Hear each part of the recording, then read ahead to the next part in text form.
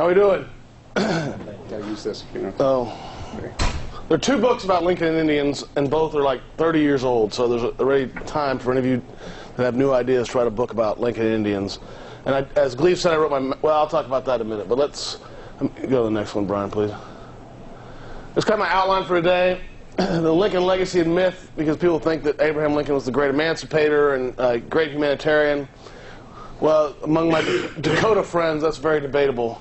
And among American Indians, it's very debatable about how great Abraham Lincoln is. The second part is the inevitable great push west. I think since Columbus, there's been this inevitability of a push west. And a lot of people try to make American Indians victims and the government the perpetrator of these terrible crimes, when the reality is it's the people like you and me that push west that lead to the inevitability, and actually the government a lot of times is fairly paternal and somewhat altruistic, which is a new notion to a lot of people. Remember, we have to remember Lincoln is a Midwesterner. What his goals are prior to becoming president are much different than someone that would be in the New England area, or someone that would be in the West, or definitely an American Indian. Fourth part is Lincoln the president. Very practical. Dealing with American Indians has to deal with the Civil War at the same time. Too often we try to separate Indian policy from the war. The reality is that Lincoln's focus is on the war. But he also deals with American Indians very regularly. Every delegation that comes to Washington, D.C., he will meet with. The Dakota War is the most famous war during his time. We'll talk about that. It's called the Great Sioux Uprising, but of course the word Sioux is a misnomer. It's a French word that's not even in the Dakota language. So it's pretty much changed to the Dakota War. And war in Indian Territory, Oklahoma, Kansas, is like a mini civil war throughout Lincoln's presidency, and how he deals with that is fairly interesting. And then we'll conclude. So, go ahead, Brian, thanks. Why am I here? Well, first of all, I used to teach high school. That was my second job out of college. And I think it talks a lot about things that will apply to your high school students or elementary students, about inevitability, that some things are just inevitable. It'll talk about the role of victimization and how people being victims or the agents of their own change. So, how I explain that is Custer's Last Stand. Let me give you an example of Custer's Last Stand. Everybody's heard of Custer's Last Stand, right?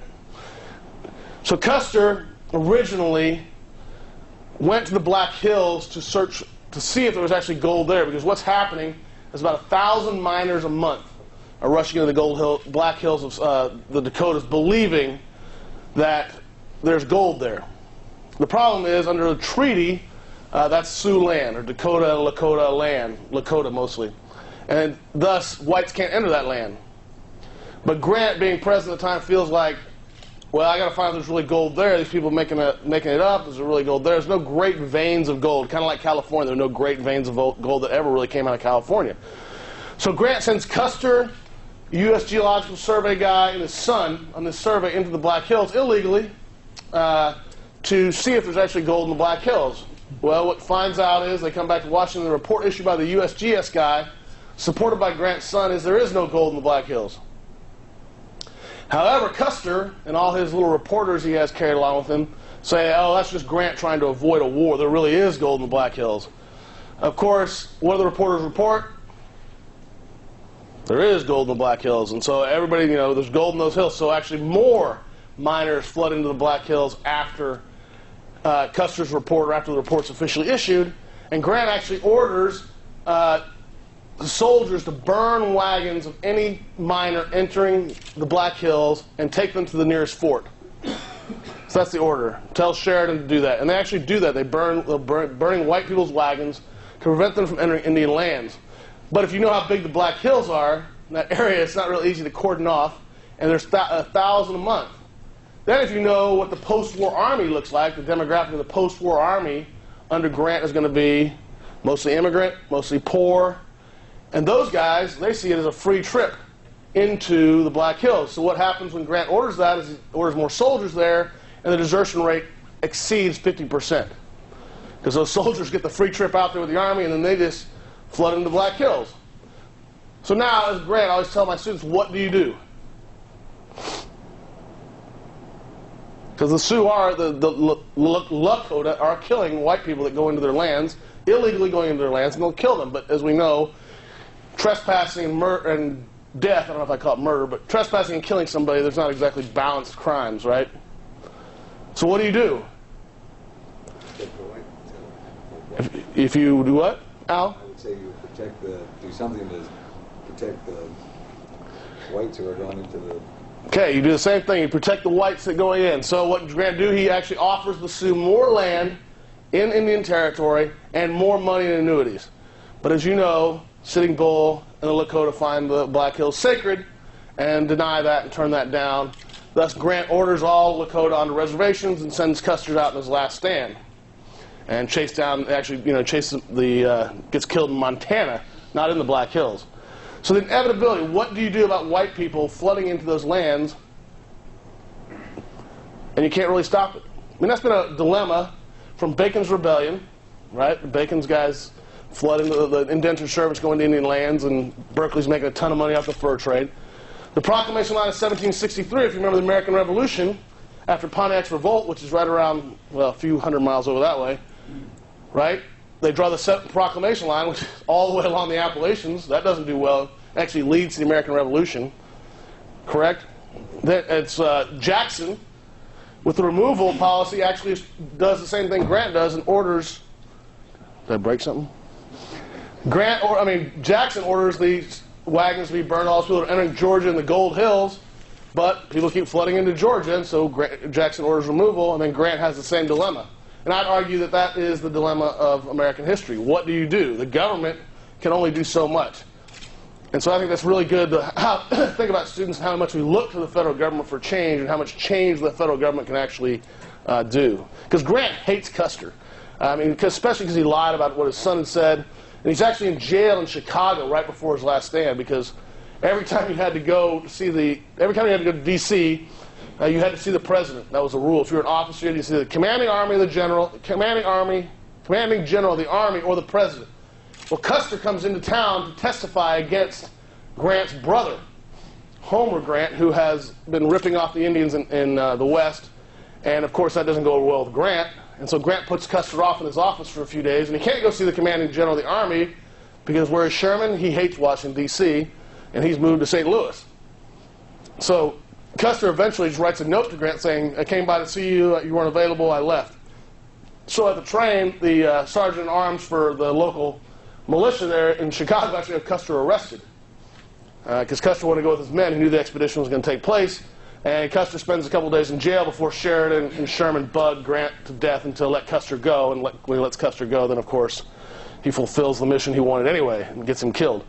And in his inaugural address the next year, because 76 is when Custer's last stand, so his State of the Union is 77, he actually blames white people for Custer's last stand and blames Custer to some extent as well.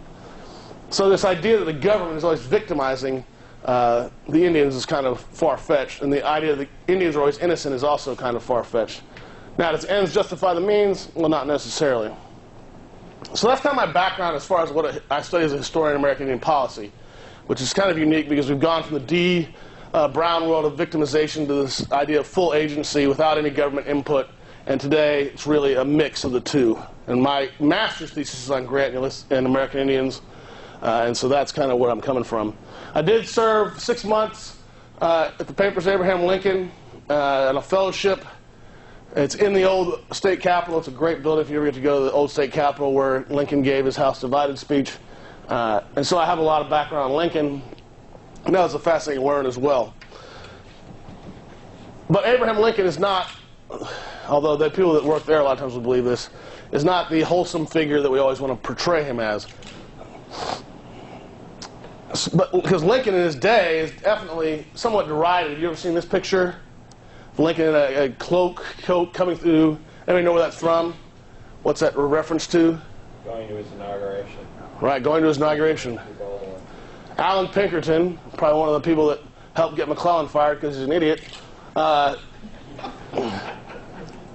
told Lincoln there was an assassination plot, and so Lincoln sneaks through Baltimore in the middle of the night instead of stopping, and that's a thing to make fun of him. Then, of course, while he's alive, he's derided all the time, fairly regularly. But as soon as he gets martyred, we have huge monuments to him. Okay. He freed the slaves. He's a great egalitarian. But he's also, as you'll learn today, the person that commuted the most death sentences of any president in history, as well as the person that executed more people than anybody in history. Did anybody know that before? Well, this is Lincoln's birth cabin, allegedly. Go ahead. And when you get into it, you have to walk through this. It's in Kentucky, the Lincoln birthplace. I call it the Parthenon, because we built these great monuments to great people, and Lincoln obviously is seen as great after his death. This is a funeral train route. If you've never seen this, there's actually a book out that's fascinating about Lincoln's funeral train because of the new process of embalming. Embalming became very new at the era, and to try to preserve Lincoln's body over the month-long trip, because he laid in state in each of these like 7 or 8 cities in the north, is amazing. They said his skin was basically black by the time he got to Springfield. They just caked on makeup. But we always thought there were no pictures of Lincoln laying in state because Edwin Stanton did not want any of them. But a young 14-year-old one day looking through the Illinois State Historical Society about 1950 found some pictures of Lincoln laying in state that Stanton had taken and saved and put in this archive. Can you imagine you're a 14-year-old? I mean, that's it could be one of your students finding these pictures that are now famous. And this kid went on to be a historian, and he's still a historian at Cal State Fullerton. He might have just retired. But the importance of this is just how Lincoln's reputation changed based on assassination. I mean, West Michigan voted for McClellan in 1864, so he wasn't all that popular just before he died. It's the last time West Michigan has gone Democrat. So significant that they estimate that 1/3 of the entire American population saw Lincoln's train or laying in state. And that's a fascinating thing. You think about John Paul II's funeral, I mean, per capita, that doesn't even rate compared to what people saw Lincoln. 100,000 people enter Springfield, Illinois, which is about the size of the city today, when it was only a size of 3,000. There's stories about people sleeping on porches and laying in yards and just strewn everywhere. And there's a picture actually of it, a painting of it in Springfield, and there's just a line of people just miles and miles long, waiting to walk by this guy's body. Excuse me. So he obviously is a great American hero to our students. Everybody's heard of him. He's on the $5 bill. This is his 200th celebration. But how real is that as far as greatness? I mean, my argument would be he's a great politician. Is he a great humanitarian? Well, that would be a debate we can have for a long, long time. But as a politician, I don't think there's anybody ever better. And if you've read Team of Rivals, I think that's overblown as how great he is as well. But that's generally the idea.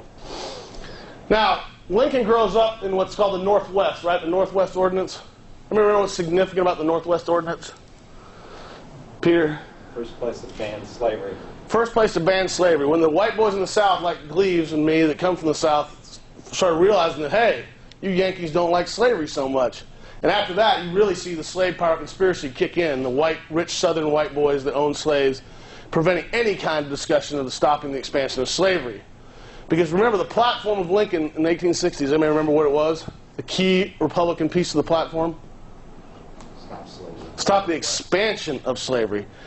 Lincoln says in his inaugural address he'll leave slavery alone where it is. He has no desire to end slavery. And then his letter to Horace Greeley, you know, the famous quote is, am I drawing a blank here? I could say The Union, right. If I could slay the Union by freeing all the slaves, I'd do that. If I could save the Union by freeing none of them, I'd do that.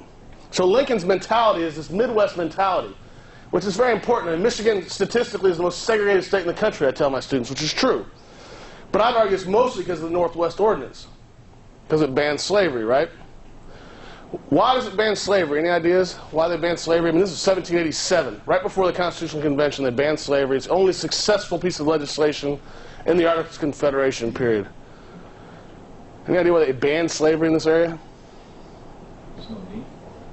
No need for it. No economic. Really? You don't think they could be great farmers and mass plantation crops? Very good. Kirk, you got a family, you're probably 21, you're living in Boston, working in some factory. You got 2 kids, maybe 4 kids by 21. But let's say you're 22, you got 4 kids. What's your dream? Own your own land. So you're going to go out west and buy your own land. Well, if I show up from Texas with 18 slaves and buy a bunch of land right next to you, what's going to happen to your plot? You're probably going to buy it. So. You're going to take that land over with your slaves? Sure. I'm more efficient with slavery. I mean, slavery is an efficient form of labor. Of course, it's a terrible way to treat people, but it's efficient labor-wise. And so Kirk's going to be, it's like Walmart versus Main Street store, right? People go to Walmart, why? Cheaper.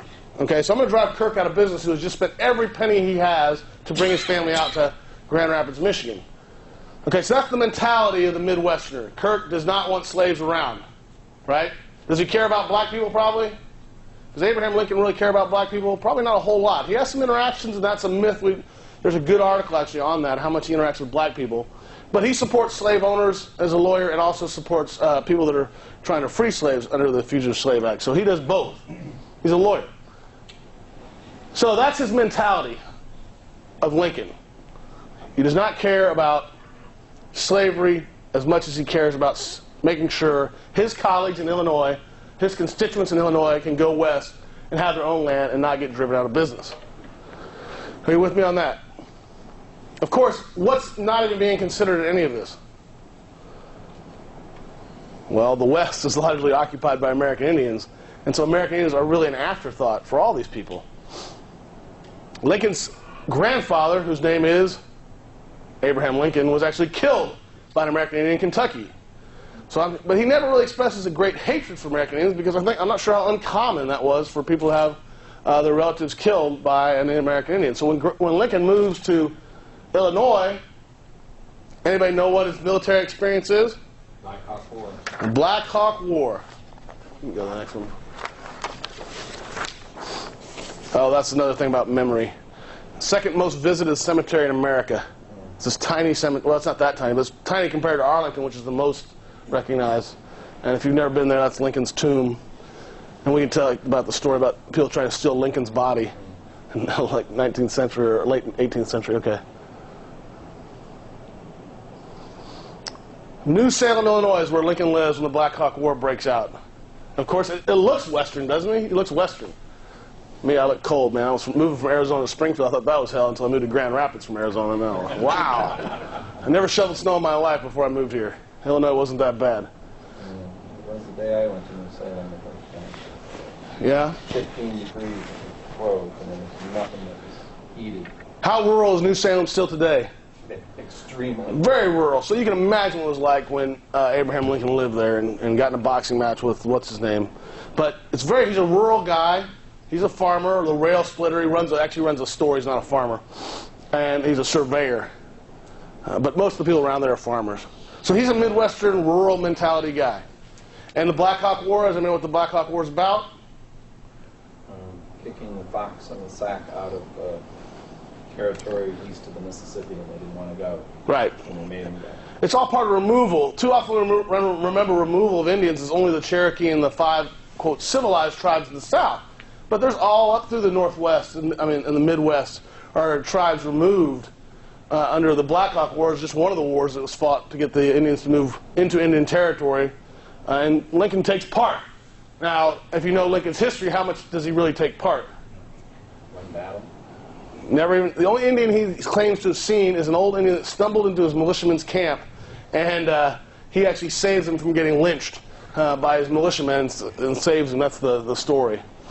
So that's the only Indian he claims to have seen. He drove a wagon of supplies. Okay. But this is his image, right? The rail splitter. Of course, another way of getting whites out west was the railroad. And Lincoln's biggest payment as a lawyer is $5,000 from the Illinois Central Railroad. I mean, that's his biggest gig as a lawyer he ever gets, is this one this one railroad contract. So he's a very big supporter of railroads, although he'll be a lawyer against railroads. I mean, he goes on both sides. If you read about Lincoln the lawyer, it's kind of this conundrum. But again, Indians never cross his mind, really. This is unjust. He doesn't write anything about Black Hawk War being unjust. He doesn't worry about whether the railroad is unjust. When he fights the Kansas-Nebraska Act in '54, if you remember the Kansas-Nebraska Act, it's about the railroad Douglas wants to build from Chicago to California.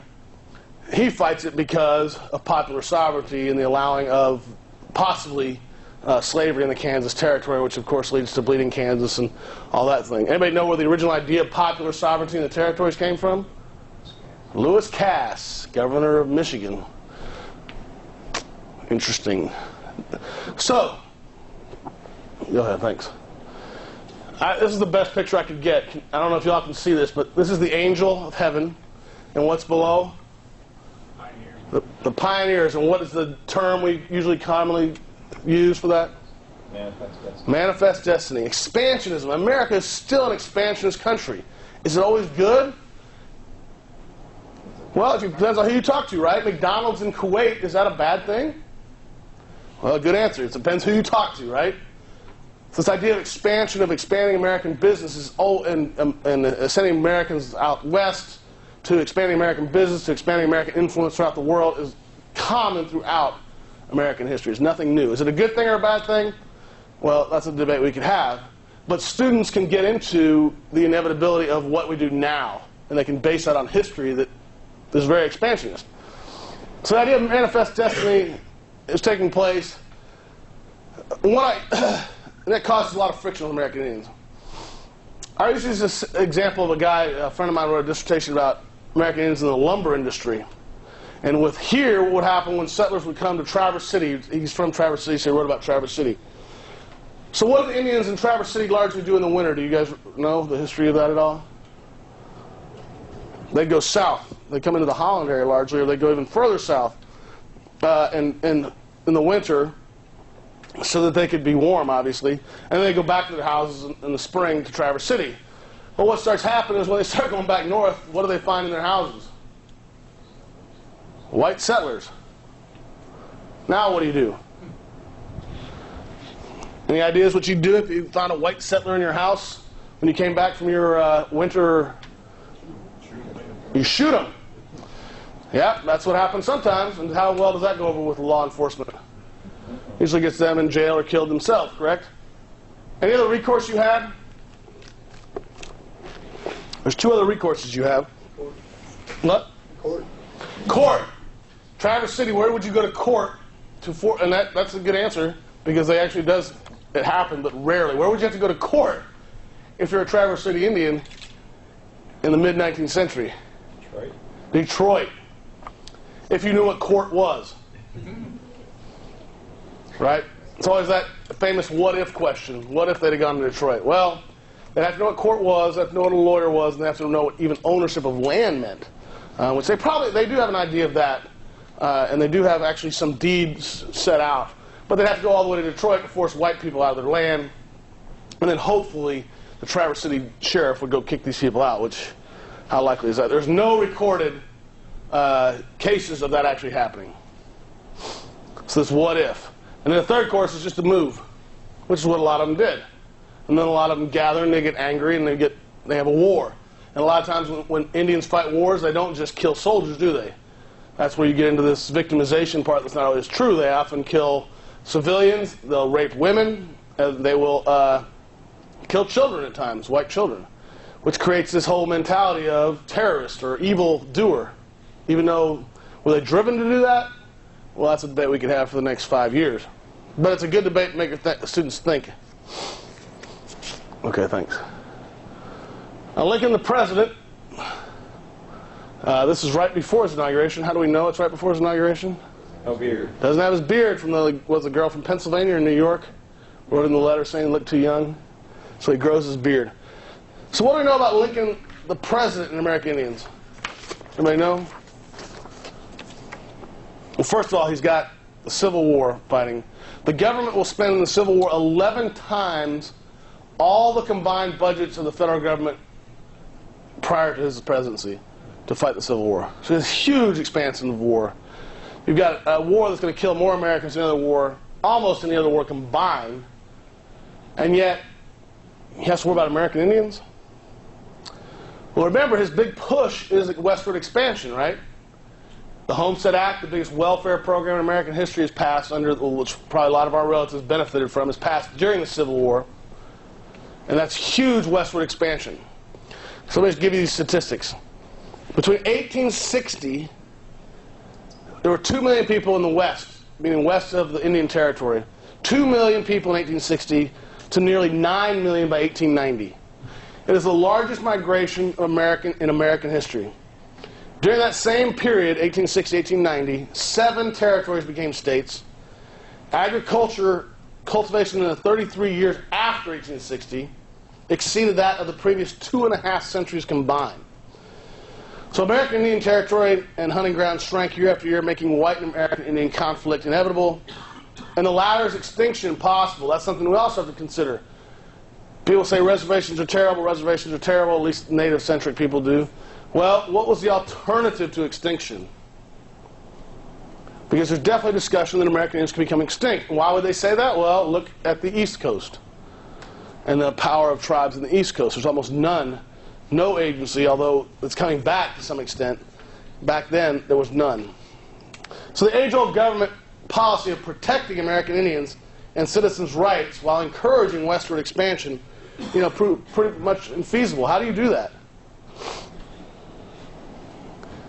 How do you encourage westward expansion? And why is Lincoln encouraging westward expansion? Anybody know? Well, he wants white settlers out there because then no slaves will want to come. No people want to bring their slaves out there. If you got these white free labor farms, there's no way you're going to want to bring your slaves out there because they're going to escape. That's the whole idea of the Freeport Doctrine that gets Douglas canned basically as the Democratic nominee for president in the 1860s. This doctrine of we're going to send all these white people out west, and if you just don't encourage slavery, slaves won't come around. And that's what Lincoln's trying to do. And he actually Congress banned slavery in the territories fairly quickly after the Homestead Act. So he's got his purpose. Does that make sense? Also, he saw the Homestead Act as a way to get disgruntled whites from the north out of the states that were protesting the war and get them out west. But mostly it was that there would be no question of the expansion of slavery after the Homestead Act. So it makes sense. But the problem is these settlers are settling on American Indian land, and it leads to conflict.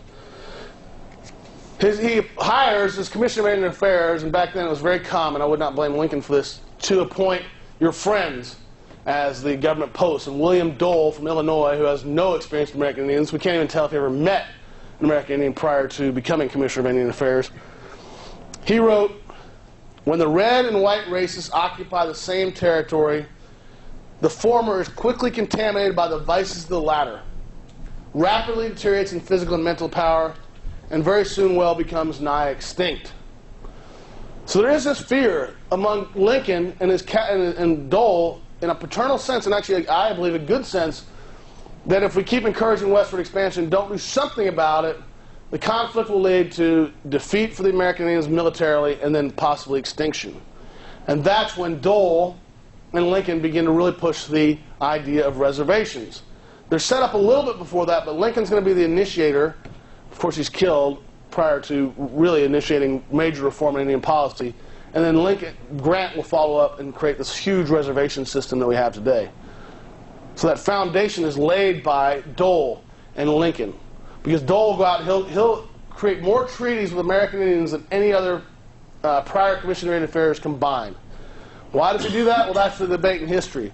Is he doing that to prevent extinction and conflict, or is he simply doing that to prevent conflict that will take away from the Civil War? Does that make sense? Some historians will say the only reason they're out there negotiating is they don't really care about the Indians. They're going to mow them down after the war anyway, but let's keep them peaceful until the war's over and we get the army out there. That's, of course, the right answer because Lincoln is a Midwesterner. Of course, he wants expansion. Well, slavery's going to be over after the war. Does Lincoln really want expansion? We don't know. That's the debate in history. No, Dole's really trying to keep the peace. He actually establishes some reservations. Lincoln has discussions with every delegation of Americans that comes to meet him, and he never talks about taking up. He does talk about taking up the white man's ways, but he never talks about we're going to kill you or we're going to fight you if you don't do this thing right. Do you see the debate? And what is Lincoln's real thoughts? Well, that's something left to history. You know, the what ifs. What if Lincoln would have lived? The famous what ifs. Gabor Bort, who wrote a book on Lincoln, was in a historical debate in Boston about busing in the 1980s. Remember, busing was a real controversy in the 1980s. And somebody asked Gabor Bort, well, what would Lincoln say about busing? You know what Bort's response was? He said, no, Lincoln would say, what's a bus? Okay. This is from an actual 1869 paper, which obviously after Lincoln's death, but it gives the idea of what Westerners' attitudes, white Westerners' attitudes are towards American Indians.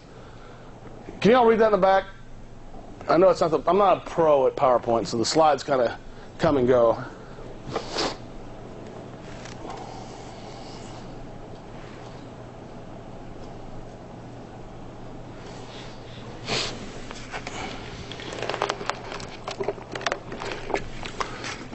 Any thoughts on that? Sounds like Phil Schroeder. Well, the only good Indian's a dead Indian, which he didn't I sing. And Sherman, of course, is not a big fan of American Indians, although he's not a very big fan of black people. And he is a big fan of Southerners, but he killed more Southerners than he did anything else. So, I don't know. And he actually freed more black people than any other human being alive. Sherman did. So that's that debate we can have in history about what is... Well, I'll get into that at the end. Go ahead, Brian. Thanks. The biggest war fought during Lincoln's administration against Indians is the Dakota War of 1862. These are some settlers who are escaping the American Indian attacks, the Dakotas attack. Any ideas why the Dakotas are upset? White encroachment. Whites encroach on their lands. The government bribes them with annuity promises. Of course, the war's going on, so what's happening to their annuities? They're not getting them. Whites continue to encroach after the Homestead Act's passed. What do you do if you're the Dakota? And that's a great question to ask your students. I mean, it's easy to say you're against the war in Iraq or for the war in Iraq. But now I'll ask the students, well, you're the president, what do you do now? Pull out all the troops, civil war breaks out. Leave all the troops in, more Americans get killed, it costs money, the economy's in a shambles. So what do you do if you're the Lincoln, I mean, what do you do if you're the Indians, excuse me? If you're the Dakota, what would you do? Right? You'd fight. Would you fight soldiers? Soldiers are in the war. Yeah, soldiers aren't even around. There's some militiamen around, and they mow them down quick. And then they kill women, they kill children, they rape women, they kill over 400 whites, the Dakota do. How is that going to cause Americans to react? White Americans. Angry. Minnesota is a key state that Lincoln needs to keep the Civil War going. You got to remember, the Civil War is not a popular fight in 1862. Yankees aren't doing too good. Us Southerners are doing pretty well in 1862. So he's got to keep the Minnesotans happy. So what does he do? He sends out, I'm drawing a blank, McDowell. Irvin McDowell, who got his butt kicked in the first Bull Run. And of course, as you know, with every general that loses a battle to Lincoln gets what? Fired. And McClellan takes McDowell's spot. So Irvin McDowell gets sent out to fight the American Indians with Pope, and what happens is they win. They got enough soldiers, they organize. Lincoln has to keep Minnesotans happy. Minnesotans contribute. Remember, the Midwest contributes a huge number of soldiers to the Union Army. The Midwest does not get enough attention for that. So they mow down the Dakota, arrest 300 of them, put them on trial, and condemned 300 of them to execution. My numbers aren't real good. I'm not a math person, so it's around 300. Maybe it's 320, 340, something like that. Have trials for every one of them. Every one of them is set to be executed. Lincoln kind of freaks out. He's dealing with the Civil War, but he can't have 340 people being executed while he's president. What does he do? He requests all the trial transcripts. And the rumor is, among the cabinet, he reads every single trial transcript. As a lawyer, he would understand them, he would know them, and he commutes 270 of the sentences from death to removal. And the other 30 he has ordered executed. Minnesota politicians are sending letters to him. If you don't execute all these people, we're going to overrun the soldiers and kill them anyway. I mean, you see these letters of just hatred. That's why I kind of showed you that Western newspaper. It's just the hatred they have for these Dakota. Wait till they killed your wife and child. You might be a little ticked off as well. So Minnesotans are really angry. So Lincoln, the politician and the humanitarian, commutes 270 of them and executes 30. And this is the picture of the 38. Sorry, I told you my numbers aren't perfect. 38 Sioux Indians are killed in Mankato, Minnesota. There's a long march every year that the Dakota tribe takes on from Mankato to where they're removed from. removed two in southern, it's in southern Minnesota. But the Dakota still exists today. They have 2 reservations. What would they have existed today if Lincoln wouldn't have commuted their sentences? Would they have existed today if the reservation system wouldn't have come in place? That's a debate you could have as well. You don't see too many Indians on the East Coast. What, like the Wampanoags, Mohawks, pretty small percentage of Indians there. And yet the Dakota have 2 reservations and thousands of them still live there. So is that a good thing or a bad thing Lincoln did? Well, that's a politically astute. He does have humanitarians calling for him to commute the sentences. I mean, I'm not going to give him total credit, but he understands the politics of it. And I think at the same time he's a humanitarian. I mean, when does Lincoln free the slaves? Well, he doesn't free them until January 1st of '63. Why does he do that? Well, he uses it as a war measure, but most would argue he wants to free the slaves a lot sooner. But politically, how can he deal with things? And this is another example of Lincoln's politically astute actions. Sure. Where does he move the tribe to? Indian Territory. Kansas, I believe. A lot of them die on the way. Again, the Long Walk also takes place, if you know the Navajo Long Walk also takes place during Lincoln's presidency when the Navajo moved from the Four Corners area of Arizona, New Mexico to a reservation in New Mexico. But Lincoln doesn't have a whole lot of involvement in that. And the same thing with the removal of the Cherokee. Jackson's not even president when that happens. It's actually Van Buren. And the question is logistics. How do you supply these American Indians?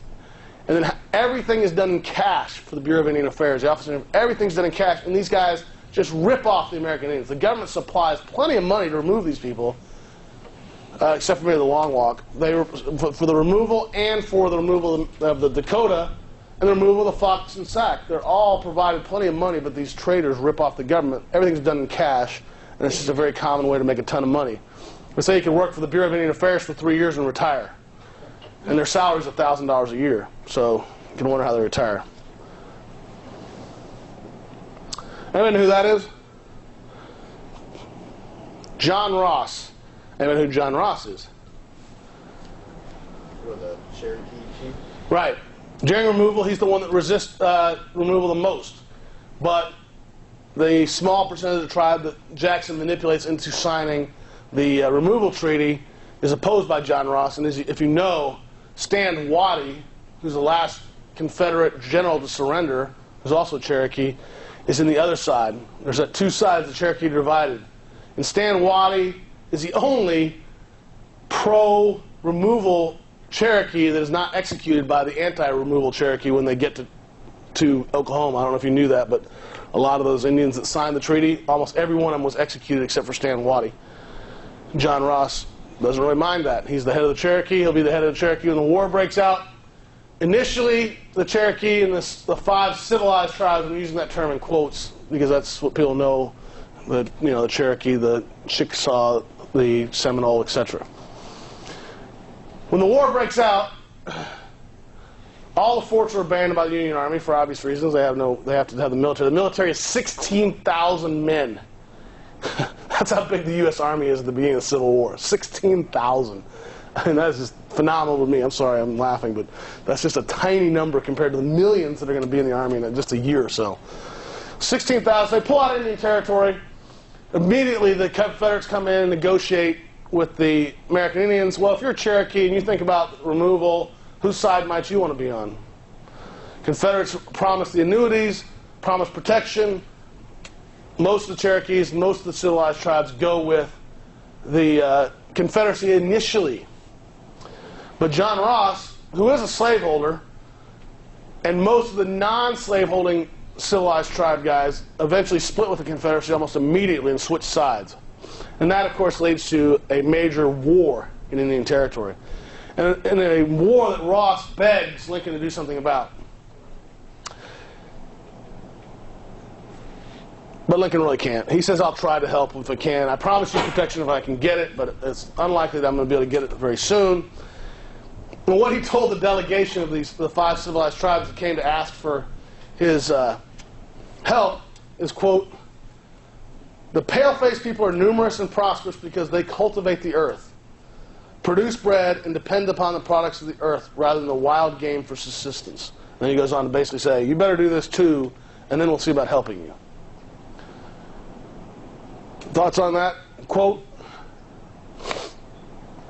this idea of assimilation is seen as a way of saving American Indians. Reservation to assimilation to a salvation. Now, the interesting thing is, how do American Indians use that? Is in the opposite direction. They go on the reservations, but then they use the reservations as agency to protect their culture and save their culture in a lot of ways, and never really assimilate into American society. And yet, reservations are very powerful things, especially where I come from in Arizona. Reservations are very common and very powerful agents. Now, the Cherokees do lose the reservation eventually, but they're still a powerful force in Oklahoma politics. So there's also other incidences along the Patsy the Long Pass and the California Column, the Long Walk of the Navajo, Chief Pocatello, Lincoln negotiates a treaty with him. There's all kinds of other incidents in which Lincoln lays this foundation for the reservation system that I think is really an alternative to extinction. Does the ends justify the means? Well, probably not. We could have that debate forever, right? I mean, it doesn't justify that black people in America are the richest blacks in the world because they had slavery. That doesn't really, ends doesn't justify the means. The question is, what is the alternative? Okay, that's great. You think American Indians are victims. What is the alternative? The leave them alone policy was never going to happen. That's what a lot of people like to say, the leave them alone policy, because white people wanted land. They desired, their dream was their own land. And so what do? And I would argue if the land in the West was as good as it is in the Midwest for farming, we might not have reservations, or American Indians might very well be extinct.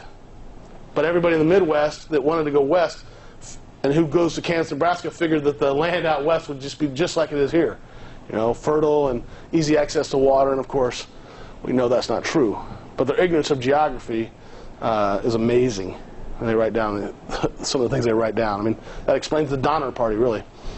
So that's kind of my conclusion, is just that Lincoln's policies, though they're kind of diverse, you got to think about his context as a Midwesterner and what his ideas are about expansionism, mostly to prevent slavery, but he's definitely a humanitarian in the presence that he does not want American Indians to become extinct. He wants to preserve those as people, and the way to do that, he felt like, and most presidents for the next 30 or 40 years will believe, is to prevent their extinction through reservation, through assimilation. Now, I guarantee you Grant and Lincoln, if they came back to life today, would freak out if they saw the power of American Indian reservations, because they assumed the reservations would go away once they assimilated. But American Indians have turned that into their advantage, I would argue, and utilized it and survived. So if you don't, I'll take questions if you guys have them now. No questions? I informed you completely? Any questions about Grant, who I find his policy is more interesting, actually, than Lincoln's, because he's more involved? Actually, I have a question going back to Custer at the beginning. Okay. Custer, from what I remember, his body wasn't mutilated at Oklahoma. That's a debate we could have, too. Is that true? It's a debate we could have. They believe that people could come back to life, and so they mutilate the body and take out the heart and stuff. So, and the story about the two spears being poked in his ears so he'd listen when he got to heaven. So there's no, we don't know. We don't know. If it's true or not true. He has a huge, I mean, Custer's legacy, no offense to Michiganders. Of course, he's born in Ohio, which most Michiganders think he's a Michigander, but he's born in Ohio. And he claims that Ohio legacy because Sherman, Sheridan, Grant are all born in Ohio as well. But Custer, his legacy is created mostly by Libby Custer. His wife creates this huge legacy for him. If you've ever gone to West Point, that's where his tombstone is. And it's it's huge tombstone. It looks like this huge obelisk tombstone that she has created for him. Of course, his body's not even there. But it's got to have a tombstone at the military academy, where he graduated last in his class, by the way. Any other questions? Well, thank you very much for listening. Thank you. Go ahead, Ken. So, how would you conclude then Lincoln's policies with the American Indians as far as in relationship to carrying on a war, a civil war? I think they're very practical. And humanitarian, because I think he could have, his discussions about reform are pretty much always about this reservation for assimilation. He's not ever talking about wiping out Americans. As soon as the Civil War, we're going to send the army out west and mow them down. That's a myth that people want to believe that Lincoln would have wanted the westward white expansion forever. Now, would he have pushed the railroads like Grant did? Absolutely, I think. But he would also create a reservation system that saved American Indians from extinction. You see that kind of an evolution of his philosophy about slavery as well, in conjunction with his Native American Indian? Yep. I think he's a humanitarian that's practical, and he can only be so practical. And he can only be so humanitarian. I mean, he executes 30 people. It's the largest execution of any president in history. Do you think your perception from the South, because I noticed you emphasized that on many occasions, had any influence on this perception of Lincoln and his Indian policy? Well, I think I've pretty much converted over to y'all's side. He's a damn Yankee. I wrote my master's thesis on Ulysses S. Grant, and I wrote my dissertation on O.O. Howard as a Union general. Studied under a guy that's the Grant expert. I mean, I learned, and maybe you can. You went to Robert E. Lee High School, didn't you? I would have gone there. Yeah. I stayed in Houston. Robert E. Lee High School. There's 2 Robert E. Lee High Schools in Houston. I learned that it was the war of northern aggression. I joined a fraternity, Kappa Alpha Order, where Robert E. Lee was our spiritual founder. It's the largest fraternity in the South, and every year we dressed up in Confederate uniforms. The women wore hoop skirts. We marched across campus and raised the stars and bars over the campus. So it's still huge. If you've never read Confederates in the Attic, I'd really encourage you to read it. It's not a history book. It's Tony Horowitz's book. Tony Horowitz is 80 Days in Baghdad or something. Great writer. But it all talks about that lost cause mentality. Southerners are very serious about their history. I went to a Civil War roundtable as a college student, and they said, Abraham who? I mean, is that intense? Am I lying? No, it's that intense. I mean, I held a ceremony on January 19th one year called Convivium, and we toasted the water to Robert E. Lee. I always heard Robert E. Lee was the marble man, and Ulysses Grant was the drunken butcher. And, you know, I pretty much have converted completely. Even James Robertson, a historian's writing about how Lee was against slavery. And then you see how he treated his wife's slaves, and it's just totally preposterous to think that Lee's against slavery. That Grant was this drunken butcher. Well, they can never show where Grant was drunk more than once in the entire war, and it was never in a means to where the battle took place. And mostly because of illness, and he's a lightweight. He was not kicked out of the Army for drunkenness. They can never prove that. He was never court-martialed for it when he was in California. But who wouldn't drink in California in the 1850s? I mean, seriously, I've never seen his kid, his newborn kid, hadn't seen his wife in a couple of years. I'm going to go have a few beverages. I don't know about you. Did you ever go back and visit your fraternity brothers? I'm on their listserv, but our fraternity on my campus on Baylor's been kicked off for hazing. But it's still a huge fraternity. If you've ever been to Robert E. Lee's grave, I encourage you to go. Do you know where he's buried? In a church. His sarcophagus is as tall as me. Have you seen it? Oh, it's fascinating. It's as tall as me, and it's sitting, laying prone at the end of this church pews row. You walk down the pew aisle, and there is Robert E. Lee laying in state. And he's looking out this window to where Horace Traveler is buried right outside the window. Where is this? This is in Lexington, Virginia, at Washington Lee College, where he was president right after the war. But the Southerners definitely see Robert E. Lee as just this great general, which I think is probably a pretty good general, although how many battles did he win after Stonewall Jackson's killed? Good answer, none. You mentioned a few times that being from Arizona, the Native Americans use the reservation to their advantage. Could you kind of explain that from the southwestern side? Southwestern view? Well, first of all, this talk would not be popular with American Indians in general, because victimization is coming back into a thing rather than agency of American Indian history. They use it as agency because they own huge plots of land. I mean, if you've been to Phoenix and you know Scottsdale, an Indian reservation sits right in the middle of the suburbs of Scottsdale, a huge reservation, and they own this land. They have a casino there. They get to have their own tribal schools, their own tribal fire department. They have it's their own community. So they've created this community that continues to promote their lifestyle. Now, most of them assimilated to some extent. Obviously, casinos is not really a native, but I'd call it agency. Although a lot of casinos don't make a lot of money. That's a myth, again, that they all make money. But they are agents of American Indian power, if that makes any sense. As you're going to find out in about 30 miles south of here, they're going to have one starting up pretty soon. Battle Creek's going up this summer, and a year from the summer, supposed to be another one in Wayland. It's interesting. It's an interesting debate, and historians are going to write about for years. But somewhere I read only 30% of all Indian casinos make money, which I find kind of hard to believe. Yeah. That must mean the others are breaking even. But you know, all baseball owners say they're losing money half the time too, and none of them are going bankrupt. And so I wonder how they count their money.